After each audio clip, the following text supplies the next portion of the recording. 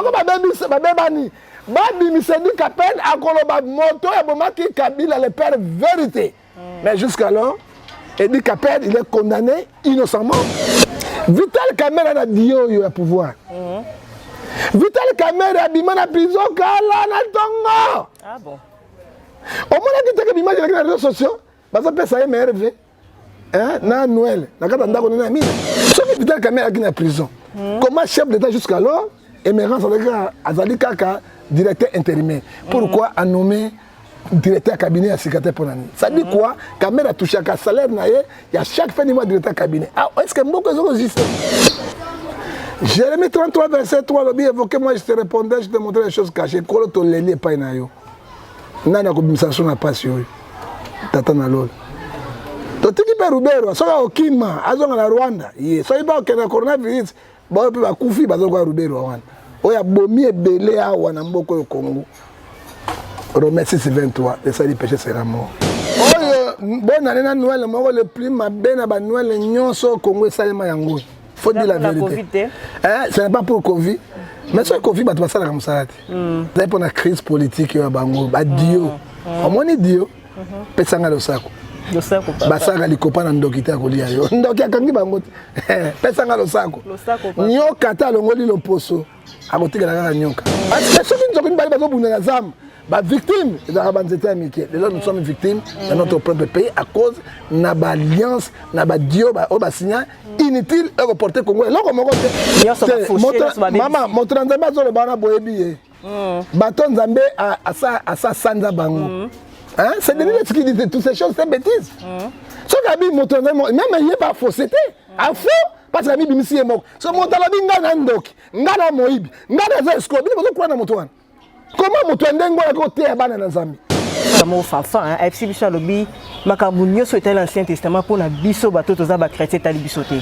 Biso la nouvelle alliance, ou les amambakala. Ayebi, maman, yo kana bisa yo fanfa ayebi et l'autre mon côté. N'a que tant que l'Ancien Testament, le Nouveau Testament, la télévision gonga. Alors il y a le Nouveau Testament. Alors l'Ancien Testament c'est l'homme. Le Nouveau Testament est un éclairage. Et nous sommes babengi yango est une Biblia. Hein? Ce qui fait Papa la Bible, il n'est pas chrétien. La maison Stelman vous propose des prestations de qualité pour vos gâteaux de mariage, anniversaire ou autres événements. La maison Stelman vous propose aussi des gâteaux personnalisés pour vos anniversaires ou autres. Contactez-nous au 06 63 30 36 83 ou encore au 07 81 83 15 74. Vous pouvez aussi nous contacter sur la page Facebook Hostelmac.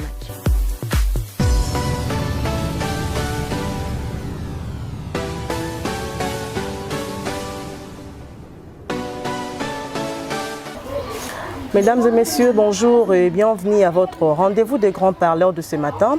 Aujourd'hui, nous allons échanger avec M. Ngefa. Il est prophète et acteur politique. C'est avec lui que nous allons analyser sur la situation politique de la RDC ainsi que sur la restauration de l'Église du Congo. Mesdames et messieurs, bonjour et bienvenue. Papa Ngefa, bonjour. Bonjour maman Zambé, Pambola yo, le Kouma Sandoli et Zongepa Yankolo. Merci beaucoup pour la présentation. Papa, tu as bandata moi le sambo pour Nzambe liboso. Oui, tu as toujours mission le sambo terre.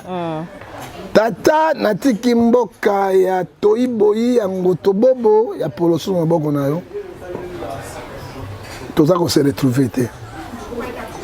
Soki mokile boki biso e boyi ba congolais. Pe yo Nzambe osali biso boki biso. Pasi na pasi sengwezate. Simba bakonzi. Ézéchiel 36 verset 26 ba iba peuple zo konyo kwama. Donc, tout qui peut pas diaspora pour l'État d'être démissionnaire. Au Sunga Bango, na coronavirus, c'est sur Bango, te Bango de balais, Sarabiso. Tous les autres Bango, pour la tolie à ta moi, mon teke, puis na moi, mon kuruta panzi, ce qui Bango va péciter, to koufina biso. Jérémie 33, verset 3, le bien évoqué, moi je te répondais, je te montrais les choses cachées. Quand tu les lis, pas na yo. Nana communication n'a pas sur eux. Tata na lol. Tu t'es qui peut Rubero, ça va au Kima, à la Rwanda. Ça y va au coronavirus, bon, on peut pas couper, bah, on va Rubero. Oh, y a bomi et belé à Wanamboko au Congo. Romains 6:23, et ça, le péché sera mort. Totiki yo pe bazon dukaka mbongo na bango. Eza ba député 15 000. Eza ba sénateur. To votaki bango ne ba sa copie na parlement mais babosani peuple oyo Congo Kinshasa ezali kozinda na mvula. Sima mitema na bango. Sunga bango. Babongwama na Joël chapitre 2 verset 12. Banana biso pe soki sama biso makomona esumasia. Amen. Amen. Prophète. Ou bien wasusu. Robert wa boma be batuti. Soki pe omoni hein. Soki bato bakoki yote. Dieu est capable ya otinda catastrophe naturelle zoyo. En tout cas. Hein? Nzambe bayembaka kumbama nzambe na bomo kumbama otonda nguya mokili esimbami na loboko eme mabele esimbami na loboko na nzambe mabele dans l'espace non tosengeli wate mais Romains 6:23 esali péché c'est la mort oyo babomi bango babomaka mikolo tu bazali bato te makile na bango nanga liboso na nzambe tosengeli wate mais justice ya nzambe esala nini esalema. En tout cas, prophète, tout le monde qui est président Ayambi, monsieur Moïse Katumbi, na Bemba, tout le monde impression dans les animes. Parce que entre Baron Ballet, il y a déjà qui sont qui est mort cause à l'informateur, mort comme premier ministre. Mais ça, c'est clair. Bango tout bazali na lamuka. OK. Mais lamuka ce que est divisé à cause de la traite. Oui. Lamuka très na peuple lelo ezali fayulu et pas ezali mozito. 4 leaders bakabwani balandi d'intérêt politicien d'intérêt basunoli peuple mais ba peuple wana nde votaka bango to mata to kita hein to mata to kita peuple nde votaka bango qu'est-ce qu'on pourrait dire lelo dumoni président zongsi alliance pour la débarrasser la Kabila na Bemba na Katumbi. Mais Katumbi a ça qui na Kabila. Bemba personne na Kabila 1 + 4 et là on échange. Pourquoi pas chercher les autres leaders même Bahati. A ça qui na Kabila. A ça na Kabila ba mvule belé. Ça dit quoi? Motu keza moko ba changer moteur était, ba changer le chauffeur. Ozomona rien ne marche. Mais tant que ça qui bango abosana te.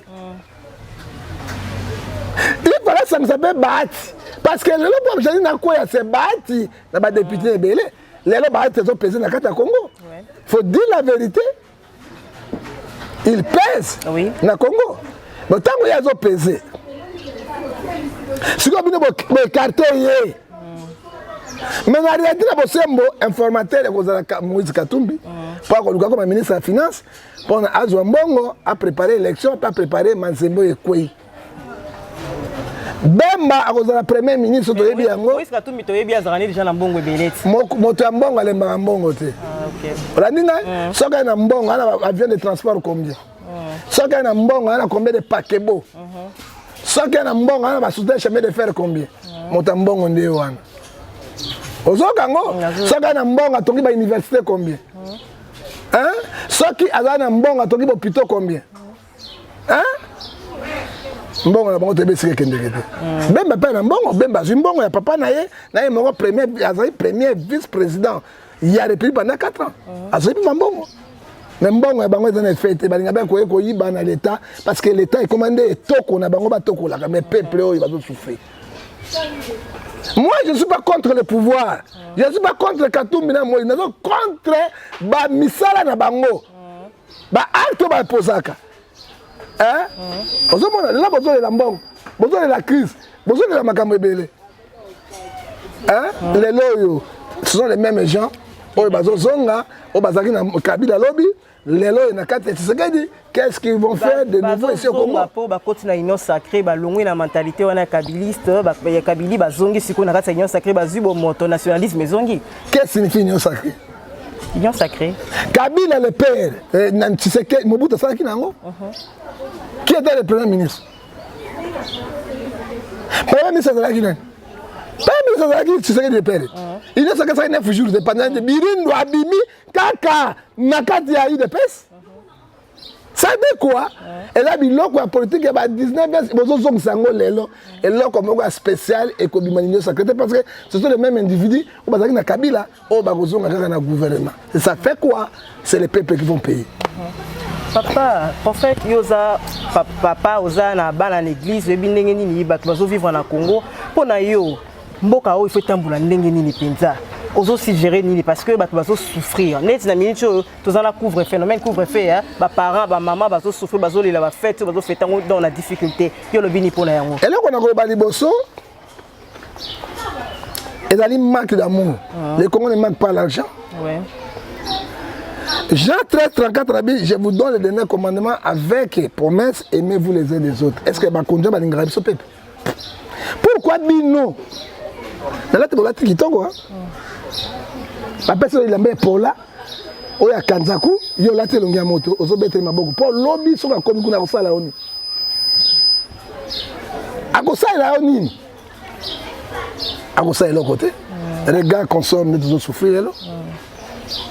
Ça dit quoi, les pays mal gérés, pas de fanatisme aveugle. Hein? Yami Balé. Nzambe zo bisabiso. Qui fanatisme.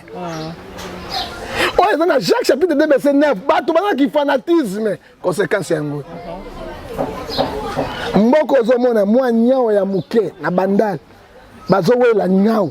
Ya muke bali ya nyao o bazo kata koto bazo benda koto basta mbali na bandali to ba ete mboko ezali futi to ba de payer futi mais bazo futi pe bino bato église ba pasteur maman si ko le baté ça montre quoi le pays béni to na nyoso réserve mondiale ya matière première ezauta na mboka ya Rubero oyo au Congo. Les autres mboka oyo miyembwe lobby réserve mondiale ekozonga nde wana mais tala lelo les pays sont dans la misère. Qu'est-ce que nous devons dire? 1 Corinthiens chapitre 13 verset 1 à 4. L'amour du prochain.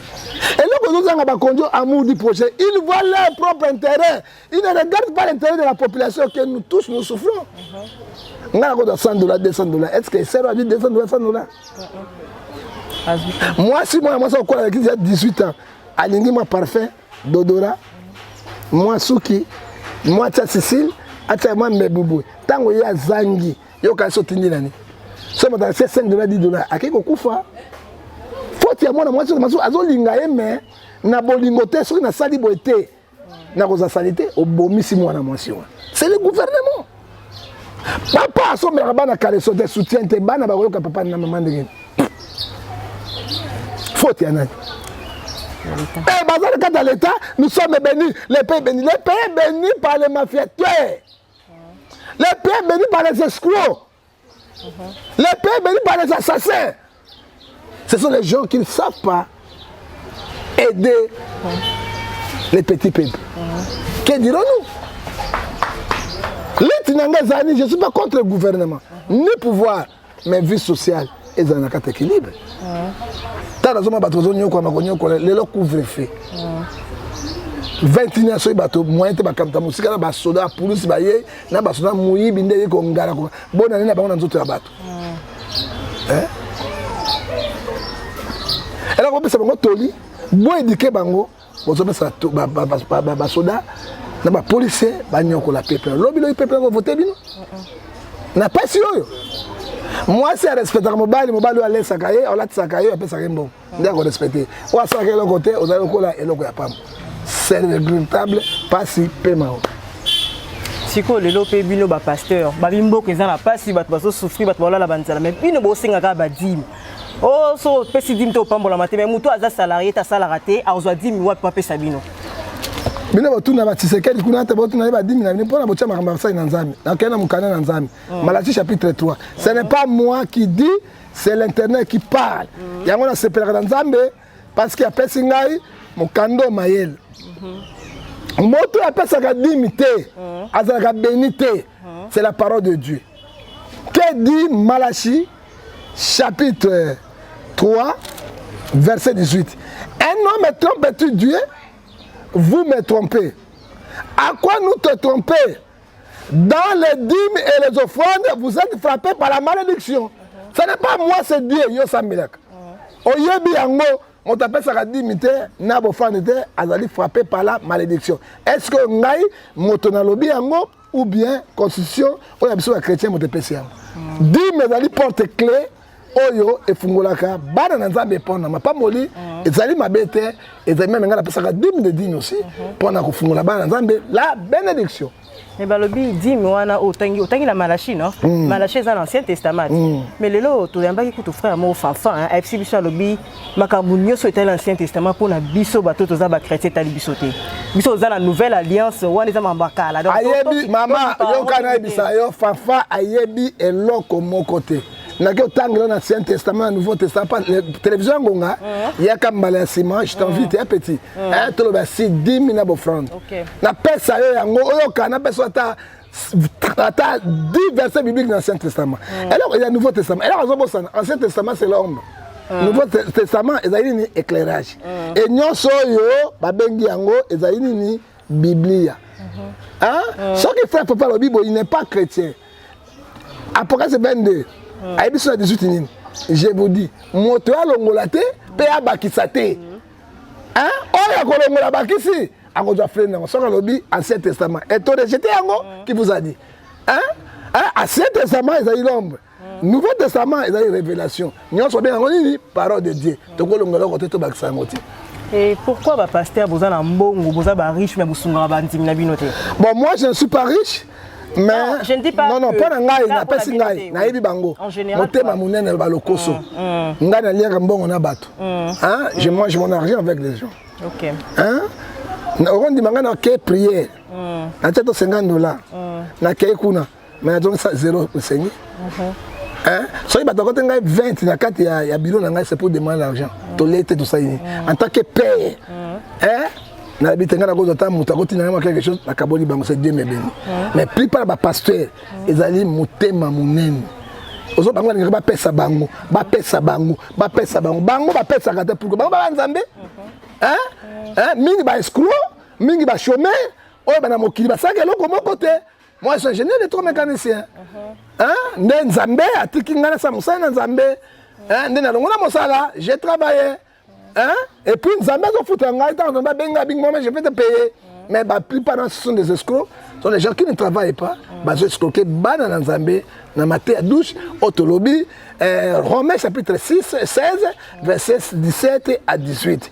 Ils prêchent pour leurs propres ventes en parlant des paroles douces et flatteuses. Ok. Papa Ngefa, si vous êtes pasteur, belé boutique église vous communiquez dans la politique. Bon landani na politique. Bon, mi ga politique. Dadi azana parlement, dadi azaboué. Bon landani. Bon, politique ezali mabe kolekate parce que dans l'Ancien Testament, David basaki na politique. David était sacrificateur, il était prophète, il est aussi roi. Daniel basaki banani. Ce sont des politiciens parce que les chanteurs des rois. Hein, Shadrach, Abednego, Meshach basaki banani. Ce n'est pas mauvais. On n'est pas condamné. Mais politique, elle est les Ayamakila.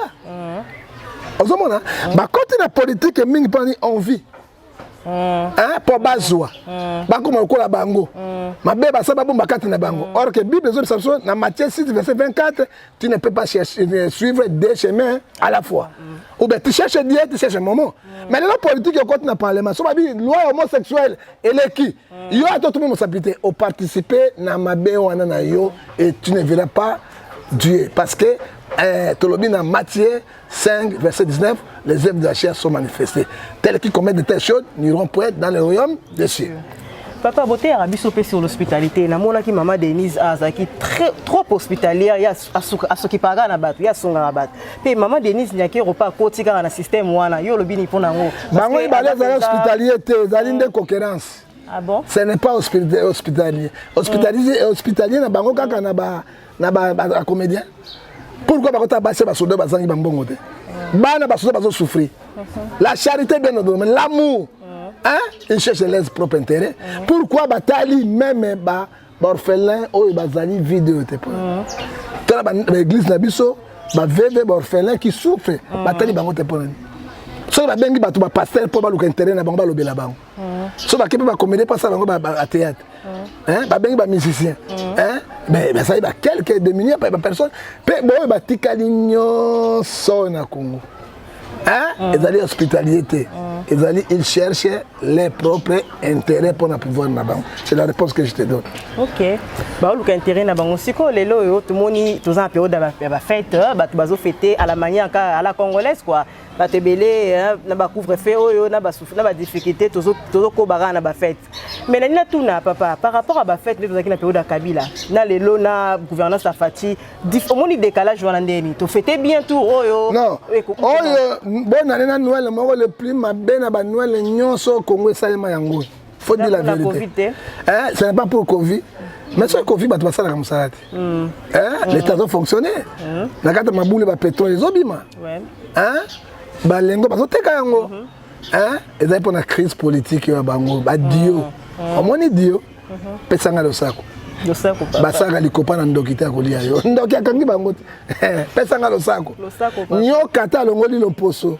A côté de la nyoka. Ozoka. Yango le zo mona tozana yango. Ezali Dio. On te bloqué. Peuple congolais pour respirer. Parce que ceux qui nous ont dit que les victimes, nous sommes victimes de notre propre pays à cause de l'alliance, de Dio, de inutile et reporter congolais. Là, on a des conséquences et quoi, il y a un peuple congolais. Oui, papa, tu comment on a su que mission a dit ça par rapport à la diaspora, parce que la diaspora joue un rôle ménage. Les diasporas de l'État. L'État Bunga en charge. Et pays moko na mokili, autrement été diaspora joue peuple za Congo. Nzambe pambola ba diaspora. Le sambo na nganyos na ba télévision na internet et je prie pour eux. Bango bakuma l'État bango ni basungaka biso nzambe na biso pambola bango parce que l'État zali démissionnaire. Et bien pour la bandeko bana ba prison notamment ba politique qui paie to mona ndeko Vital Kamerhe zape na prison et Vital Kamerhe o bandi malamu maman o mona sika do beba na kango o be bandi mission malamu tala to banaki na nzambe na longo chapeau ko banda non ko banda déjà ko beba na ngana yo yango. Parce que tu as dit bien en Zambé, il va dire que c'est en Zambé. Maman, Vital Kamerhe a dit qu'il a pouvoir. Vital Kamerhe a dit qu'il a prison kala na tongo. Ah bon. Au moins, il a dit qu'il a dit les réseaux sociaux. Parce que ça est merveilleux. Na Noël, na kata ndako na mida. Ça dit quoi? Babimi sa Vital Kamerhe kala. Ce que Vital Kamerhe a dit en prison. Comment chef d'État jusqu'alors, Emerance Azali Kaka, directeur intérimaire. Pourquoi a nommé directeur cabinet à secrétaire pour l'année? Ça dit quoi? Kamerhe a touché un salaire, il y a chaque fin du mois directeur cabinet. Ah, est-ce que beaucoup de gens est-ce que Zalaka? Cour Mibeko, Zana Moko, Koukosi Zali? Ça serait bon, il y a l'État unité, parce que stocker le coup bon, il y a l'État, parce que Kamerhe ne travaille pas, il ne mérite pas de recevoir ou bien être payé par l'argent de l'État et l'argent contribuable dans l'époque congolais. Yami Bale. Et dès qu'après, on a dit que l'État de droit est allé, tout ça, le président a regracié Nani. Déjà, moi, je suis une boîte. Si ma moi là qui s'est bizarre, si on a dit Babi Misedi Kapel a colobé moto et Bomaki Kabila le père vérité. Mais jusqu'alors, Edi Kapel il est condamné innocemment. J'étais avec Edi Kapel en prison. Il m'a dit prophète. Moi j'étais étudiant. Moto Abimi Sakingai Nakoma Soda, c'est Laurent de Zekabé, c'est mon père. Parce que ma formation c'est lui. Comme aide du camp. Comment je peux tuer mon père? Ouais, Abimi Singa la vie. Edi Kapel. 20 ans à vie, j'étais avec lui. Tout le monde présent Tshisekedi. A regracié, Yenda Zali. Oui, mon bec on conduit et PCA du Cambon l'article 76 à quoi qu'on glacier Montignon sur la ligne. Parce que ça dit 20 ans de prison, peine naïe, à innocent. Mais pour entrer la vérité, il était chef d'État élu, chef d'État en fonction. 3 ans et demi, Abim Sedi Kapel, Batché la justice, Bassamba solo, moteur au Maï Kabila, à Kobima, puis Bakonyataï na place Sedi Kapel. Jusqu'alors, Edi Kapel pour toucher rien dedans. Ça dit quoi? Kabila l'influence. Ok. Jusqu'alors, Edi Kapen Azoko jouir na présomption d'innocence. Papa, c'est quoi Nzamba Lobini pour la 2021? Maman, ce que tu penses ma prophétie en gros besoin le kuta. Ozoga, et là comment ils ont promettre l'émission en 2021 exact. Et là on peut promettre peuple congolais en 2020 exact. Toti Kanzamba Samusana, je ne vais pas être un faux prophète. So parce que Nzamba Lobi, bon non. Laissez le temps au temps. Ecclésiaste chapitre 3 verset 1 à 4, chaque chose a son temps. Là moi je traîne pas là. Pour nous qui sa question mo elinga ezana Moussa Nzambe moko à l'équipe dernièrement na ba média a exhibition était na Congo il y a plus de hommes de Dieu intègres honnêtes baza souté. Nyoso ba fauché ba maman mon Nzambe zo le bana boyebi. Baton Nzambe à sa sanza bango. Hein, c'est devenu ce qui dit toutes ces choses, c'est bêtises. Ce que mon Nzambe même il est pas fausseté. À faux.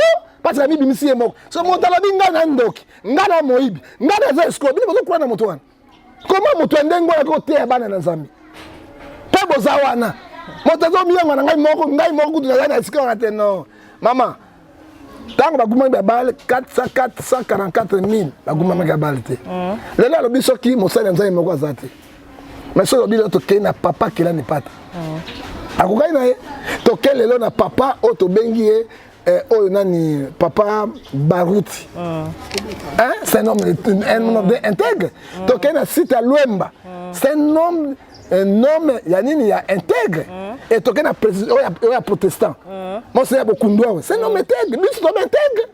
Comment on mélanger bis nyos na baton Nzamba sandi bango na Apocalypse 3 verset 15. Bazai mototé. Bouillonté. Mototé Dieu Nzamba sandi bango ba un impact té. Oh nyos bazo loba pour na balembisa peuple ya Nzambe boyoka bango te parce que Nzambe asandi bango to kamati na Romains 14 verset 1 Bible zo biso ko discuter pas sur bateau balembi na foi hein au contraire lendisa bango yesko azo lembisa bateau o azate ce qui a bazate c'est lui-même les autres et puis les jeunes pasteurs bazo bimebela ba pasteur monza bazali ba fiso bazali akoko sangisa bateau nyonso te parce que bango misana bango lokuta ya azate to ba prophétie tout oya bango pesa ngo na Bible alors pesa ngo na télévision za lokuta hein nous disons ceci Nzambe abimisi bango polele pe misana na bango et monani polele pona ko sukisa na oya zoloba tokotanga na Matthieu Jérémie 23 verset 1 malheur aux bergers qui détruisent mes brebis tala ye azolembisa kundima ya bato hein les troupeaux de mon parti dit l'internet c'est pourquoi ainsi parle l'internet le Dieu si les bergers qui pèsent mon peuple oh bazolembisa bango ba discours mensonger vous avez dispensé mes brebis vous l'avez chassé vous n'avez pas pris soin d'eux. Voici, je châtirai à cause de vos méchancetés, de vos actions. Regarde un pasteur qui sort de la télévision. On y a été à Batoboboto, bon l'embatté. Les deux témoins, Bakobima, na tango événement, il y a 3 trompettes, 7 trompettes. Pendant qu'on est d'Israël, il y a élu de Dieu, Bakobima. Pendant qu'on défend l'évangile du royaume, il y a Zobima, pasteur Mora na Congo. C'est lui qui a la fausseté, ce n'est pas tout le monde. Moi, sur la nuit de John Gefatimide, chaque dimanche, les gars internet, nazali mosai na Nzambe, oya kwei na makambo ya bango ya poloso, oya mabete alembisa bato te. Oyoki, bazali, bajeno bazo bima contrôlera bango, ba ibanité. Hein? Bato bazali modèle. Nangola, okuta apôtre Pedro, Elias Pedro, il est en Angola. Na Brazzaville, okuta apôtre Kevin. Na kata wenze bazali mekoloba mosai moka Nzambe azali ate alors ba déniler ce sont les moutons noirs oyo ba BBC évangile ya Nzambe pourquoi bato bazo sambela pa na bango na quelle sortie. OK merci papa to komi na suka émission na biso pona lelo liloba suka pona bato so balandi biso ezanini liloba suka mama paix justice travail to zala moko na bolingo total intérêt à Congo non intérêt d'individu. Tout le monde a dit total la valeur à Congo. Et moi, je ne cesserai pas de parler, de réagir dès que Congo est à liberté. Nous sommes agressés, nous sommes sous occupation, les pays sont en occupation. Même élection crédible, vous savez, ma carte n'a pas voté. Mais ça, j'en ai fort, toi, na banzara na passe. Kolo asunga, na musala na église, na zotonga, oya mawa, de comment les États-Unis, à mon néotonga, dimanche, à Bengingai. en direct, papa n'a retiré à Caro, la place sur ça, mon Dieu te bénisse.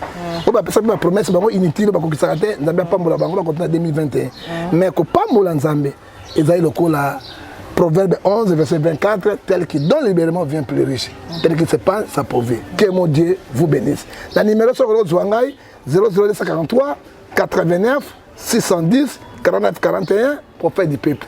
Au Kozouanga, les sous 00243 81 877 26 78 et privé Nangai 00243 99 99 42 937. Pour Yasuka, Bino, Boko Katsa et Balena Poswanguba, Boko Zindate, Boko Bolo Lolo.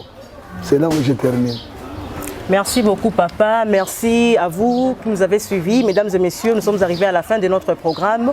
Merci également à toute l'équipe technique qui m'a accompagné ce matin, notamment Valère Maxamba à la caméra, Imak Makengo à la réalisation, ainsi que Caprice Kilo à la coordination.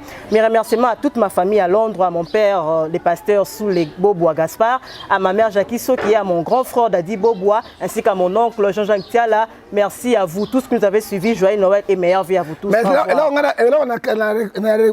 na landelio mais na moni caméraman on a un Burundais pire infiltration partout congolais maman infiltration voilà ça Burundais on dit que je remets dans Rwanda. Merci beaucoup papa. Kola mbambola yo peut-être ba telema poto bunda totonga ekolo ya Nzambe. Merci beaucoup.